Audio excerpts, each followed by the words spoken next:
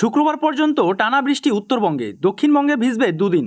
কবে কোন জেলায় কী পূর্বাভাস রয়েছে সবটাই বিস্তারিতভাবে আজকের এই ভিডিওতে আলোচনা থাকছে। নমস্কার বন্ধুরা, আপনাদের সকলকেই স্বাগত জানাচ্ছি আমাদের বাংলা খবর ফেসবুক পেজে। বন্ধুরা, এই মুহূর্তে আপনাদের সামনে হাজির হয়ে গেলাম আজকের আবহাওয়ার বিশেষ আপডেট নিয়ে।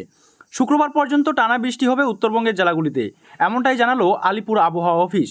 উত্তরের পাহাড় ঘেঁষা জেলাগুলিতে আগামী কয়েকদিন বজ্রবিদ্যুৎ সহ হালকা থেকে মাঝারি বৃষ্টির সম্ভাবনা রয়েছে।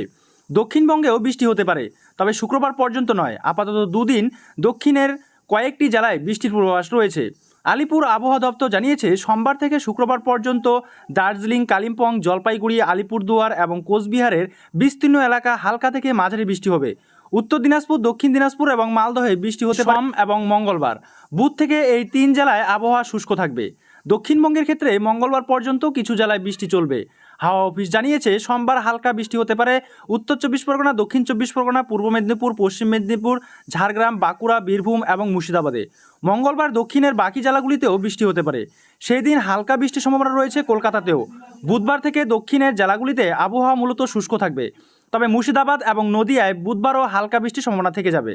আলিপুর আবহাওয়া অফিস তরফে জানানো হয়েছে, অক্ষরেখার কারণে বঙ্গোপসাগর থেকে জলীয় বাষ্প বাংলায় প্রবেশ করছে। সেই কারণে কিছু কিছু জেলায় বৃষ্টির অনুকূল পরিস্থিতি তৈরি হয়েছে।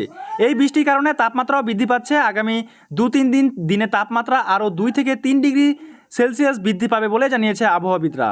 সোমবার কলকাতা সর্বনিম্ন তাপমাত্রা ছিল 25.7 ডিগ্রি সেলসিয়াস, যা স্বাভাবিকের চেয়ে 2 ডিগ্রি বেশি। রবিবারের চেয়ে তাপমাত্রা কিছুটা বেড়েছে।